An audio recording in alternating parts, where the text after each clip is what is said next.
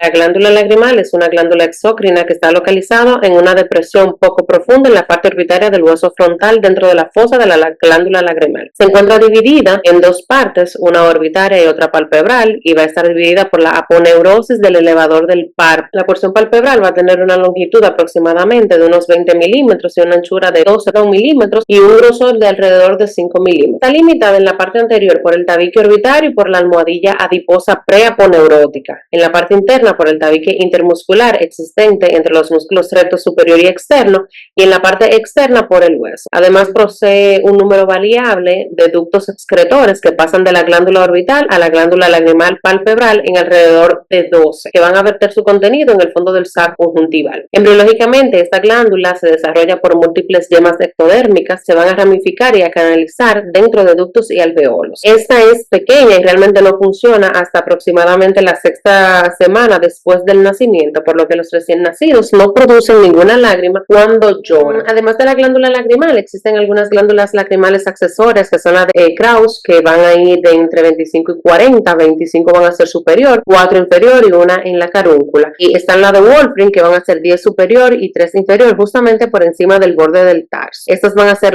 glándulas exócrinas que van a responder como una única unidad, realizando la producción basal y refleja de la lágrima, casi medio centenar de pequeños acúmulos glandulares. El volumen total de todas estas glándulas es de aproximadamente 0,1 milímetro y la morfología histológica es parecida a la de las glándulas lacrimales principales, siendo las más diferencias notorias hasta el presente las descubiertas de mayor abundancia de células plasmáticas en la glándula principal, que van a ser aproximadamente de 3.200.000 plasmocélulas en la glándula principal y solo de 180 en todas las glándulas. Van a suponer el 10% del volumen de la secreción total de la glándula. Las glándulas de Meibomius son glándulas sebáceas que van a segregar una mezcla compleja de lípidos que forman parte de la película lagrimal. Los lípidos que se van a segregar son los monoesteres de cera, esteres de esterol, hidrocarbonos, triglicéridos, diglicéridos, esteroles libres, incluyendo el colesterol, los ácidos grasos libres y lípidos polares, incluyendo los fosfolípidos. Las glándulas de Meibomio se van a disponer en una fila que van a ir paralela en los párpados superior e inferior. Hay aproximadamente de entre 30 a 40 glándulas de Meibomio en párpado superior y de 20 a 30 en el inferior. La irritación de la superficie ocular activa la producción de las lágrimas desde la glándula lagrimal. La rama oftálmica del nervio trigémino proporciona la función sensitiva. Las fibras parasimpáticas que se van a originar en el núcleo salival superior de la protuberancia van a salir del tronco encefálico con el nervio facial o séptimo par. Desde allí se cree que van a ingresar las glándulas lagrimales a través de la rama superior del nervio cigomático, a través de una anastomosis que se va a formar entre el nervio cigomático temporal y el nervio lagrimal. Las glándulas accesorias de Krauss y de Wolfram son glándulas, como dije anteriormente, exocrinas y que van a estar ubicadas profundamente dentro del surco del saco superior y justo por encima del borde superior del tarso, respectivamente. Histológicamente son células acinares secretoras de proteínas, electrolitos y agua, van a constituir unos segmentos secretores terminales conocidos como acinos. Las células acinares van a recubrir la luz de la glándula y las mioepiteliales van a rodear el parénquima, recubiertas por una membrana basal propiamente. Existen dos tipos de secreciones de esta, y que van a ser la constitutiva, que van a ser las proteínas incluidas en los gránulos secretores, que no se van a almacenar, sino que se van a funcionar inmediatamente a la membrana plasmática apical y así liberar su contenido, que es la IgA. Y está la regulada, que se incluye en gránulos secretores que almacenan o se van a almacenar más bien en la parte apical de la célula acinar y solo se fusionan al poseer el estímulo adecuado. Esta secreción de estos electrolitos y el agua se va a producir en dos etapas básicamente. Tenemos la película lagrimal, que es una estructura trilaminar que va a estar distribuida por todo el menisco lagrimal. Va a tener aproximadamente una altura de 0,1 a 0,3 milímetros. El promedio en su volumen va a ser de 2 a 3 microlitros. El 25% del volumen lagrimal va a estar expuesto en un contenido de cada menisco lagrimal, la conjuntiva vulvar y la córnea, así como en el fondo del saco conjuntival. Esta película lagrimal va a proteger la córnea y a todo el ojo, transportando sus constituyentes y los productos de desecho hasta los puntos lagrimales. Las mediciones de grosor de la película lagrimal van entre 8 y 9 micras y en la fase acuosa casi todo su grosor. Realmente por el OCT, cuando hacemos un OCT, se da como un promedio de 3,4 micras de grosor. Entonces la película va a estar compuesta por 3 capas, una lipídica que es la más externa o superficial y va a retrasar la evaporación, contribuye a exacerbar las propiedades ópticas de la película lagrimal, mantiene una barrera hidrófoba, aumentando la tensión superficial, va a prevenir las lesiones de la piel y es aproximadamente de 43 nanómetros y va a contener múltiples capas de lípidos polares y no polares. Esta es secretada por las glándulas de meibomio, suministrado por nervios parasimpáticos generalmente, y las glándulas sebáceas de 6 que están ubicadas en el margen del párpado, cerca de las raíces de las pestañas. También tenemos la capa acuosa, tiene como función transmitir el oxígeno, mantener una composición de electrolito constante, proporcionar defensa antibacteriana y antiviral, suavizar pequeñas irregularidades de la superficie, convertir el epitelio corneal de una capa hidrófoba a una hidrófila, va a interactuar también con la capa lipídica de la lágrima, lubrica los párpados, entre otras tantas, pero estas son las principales. La capa mucinosa, como su nombre lo indica, tiene mucinas, proteínas, electrolitos y agua. Y dentro de las funciones están convertir el epitelio corneal de una capa hidrófoba a una hidrófila, interactuar con la capa lipídica lagrimal, atrapar células superficiales exfoliadas, lubricar los párpados cuando estos van pasando por la superficie ocular. Las funciones en sentido general de la película lagrimal van a ser proporcionar una superficie óptica adecuada, eliminar el material de desecho que se va a producir en los ojos, nutrir la córnea, darle protección y lubricación a través de los párpados y evitar una desecación. Pues en esta tabla tenemos su composición, el espesor. El volumen va a depender de si está anestesiado o no, entre 7,4 o 2,6 microlitros. Tiene un pH de 6,5 a 7,6 y una osmolaridad que va de 2,96 hasta 308 miliosmoles.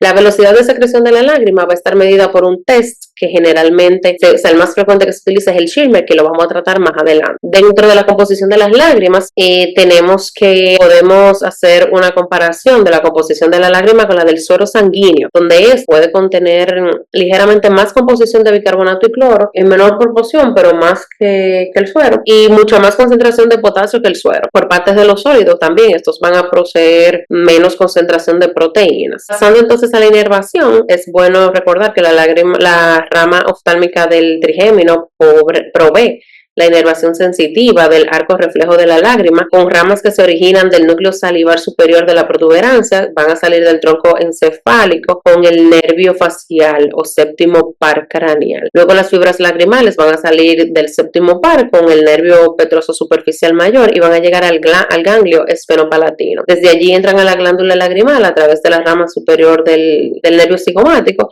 gracias a una anastomosis entre los nervios cigomáticos temporal y lagrimal. La rama lagrimal del nervio trigémino va a transportar los estímulos sensitivos procedentes de la glándula lagrimal y este trayecto orbitario del nervio lagrimal es supratemporal. Se va a introducir a la glándula lagrimal junto con los vasos arteriales normales. Las ramas del nervio lagrimal van a llegar a la propia glándula para dar lugar a la inervación sensitiva de la parte temporal superficial del párpado y las estructuras cutáneas. Esto es bueno tenerlo pendiente. El trayecto de esta inervación secretomotora parasimpática a la glándula lagrimal es bastante complejo. Las fibras secretomotoras parasimpáticas se van a originar en el núcleo lagrimal de la protuberancia, van a salir a través del ángulo pontocerebeloso,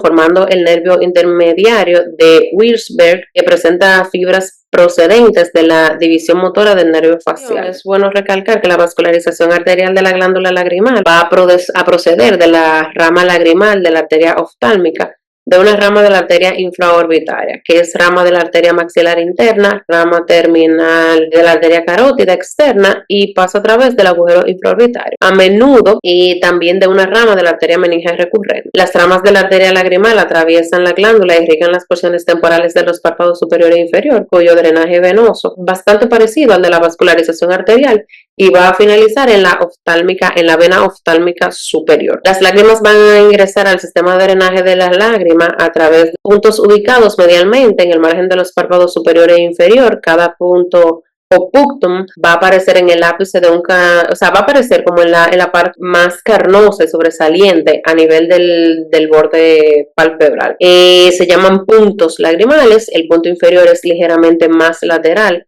que el punto superior y está a 6,5 milímetros del canto medial, y el punto superior está a 6 milímetros del mismo. Los puntos van a tener un diámetro aproximadamente de 0,3 de diámetro.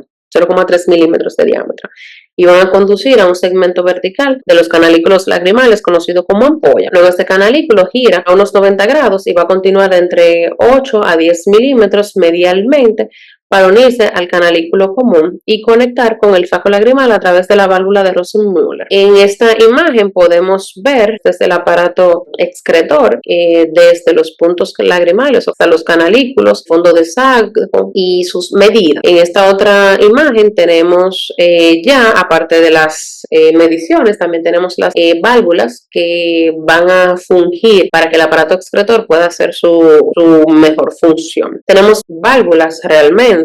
Está la de Foltz, que se va a encontrar en las ampollas, la de Huschke, que es una válvula de Rosenmüller o seno de Mahler, que es básicamente los tres nombres con los que se conoce. Está también la válvula de Veraud, la válvula de Krauss, que es con la que se conoce la válvula inferior del saco lagrimal.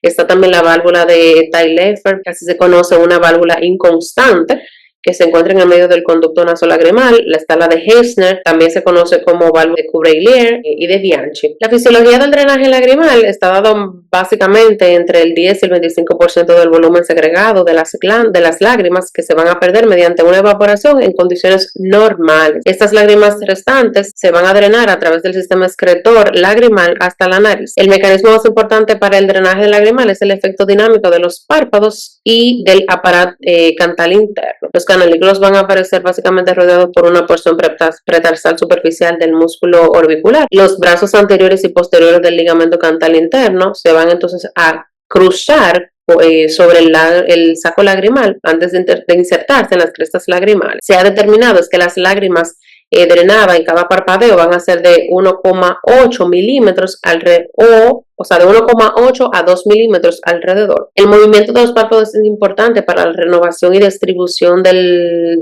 recambio y el drenaje de la película lagrimal, o sea que si tenemos una deficiencia en el parpadeo, la fisiología del drenaje lagrimal no se va a dar de manera adecuada. Podemos presentar una hiposecreción lagrimal, básicamente se puede producir por una alteración cualitativa o cuantitativa de la película lagrimal como consecuencia de modificaciones de la cantidad de los constituyentes propiamente de la película, modificaciones de la composición propias de la película, una dispersión no heterogénea, una distribución ineficaz de la misma, que van a ser los causantes de una hiposecreción lagrimal. Y secundario a eso, entonces, viene el síndrome de ojo seco por deficiencia de la producción acuosa, que es el más frecuente y es el que se va a asociar al síndrome de Sjögren, primario o secundario. Cuando no está asociado al síndrome de Sjögren, está dado por una disfunción lagrimal primaria, por fármacos como los antihistamínicos, los anticolinérgicos, o una hiposecreción refleja como cirugía corneales, la diabetes, una lesión del séptimo par también puede producirlo.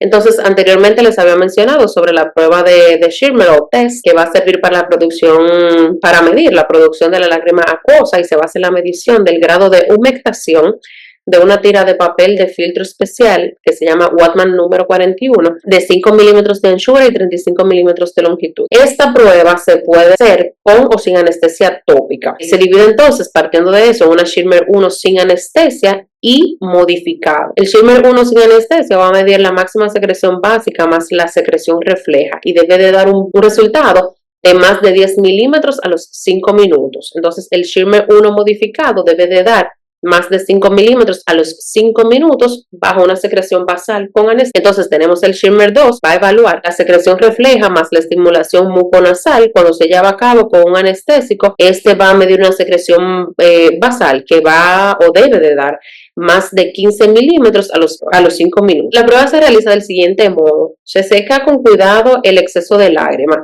Si se aplica anestesia tópica, debe retirarse lo que sobra del fondo del saco inferior con papel de filtro, porque si no, entonces vamos a alterar el resultado. Se van a doblar 5 milímetros de un extremo del papel de filtro y se va a insertar en la unión del tercio medio y el tercio externo del párpado inferior, como se ve en la imagen. Con cuidado, evidentemente, de no tocar la córnea ni las pestañas. Se le va a pedir al paciente entonces que mantenga los ojos cerrados, pero es importante que no apriete, porque entonces va a dar una hiposecreción.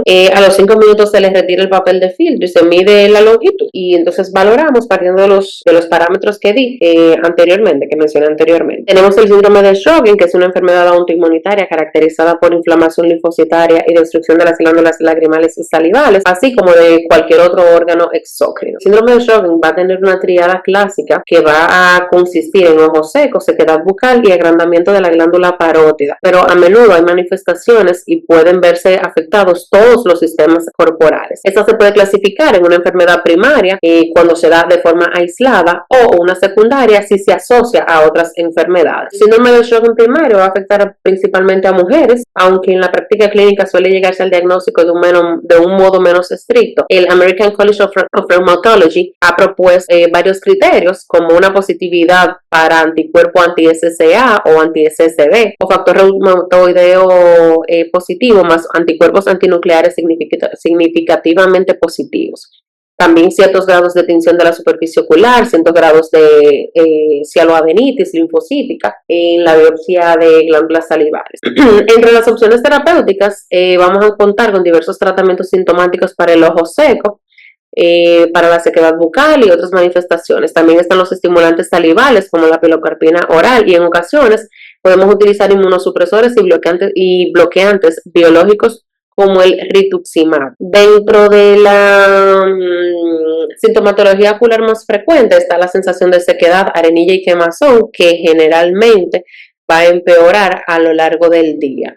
También es frecuente evidenciar la secreción filamentosa. El paciente puede referir disminución de la agudeza visual o más bien una visión borrosa transitoria. También enrojecimiento y aglutinación de las pestañas. Es muy característica la blefaritis posterior o seborreica con disfunción de las glándulas de Meibomian. Es importante que tomemos en cuenta algo, y es el cierre de los ojos durante la noche, y de hecho durante el día, el parpadeo o el descanso, ya que esto va a provocar una serie de cambios fisiológicos en la superficie ocular. Y pueden alterar el pH lagrimal, la osmolaridad de la lágrima va a disminuir, la córnea anterior se vuelve un poquito hipóxica, aumenta la permeabilidad epitelial y se produce edema corneal. Entonces es importante que al paciente se le explique que debe, por ejemplo, esos pacientes trabajan mucho con computadoras, que son los que más se quejan de resequedad ocular.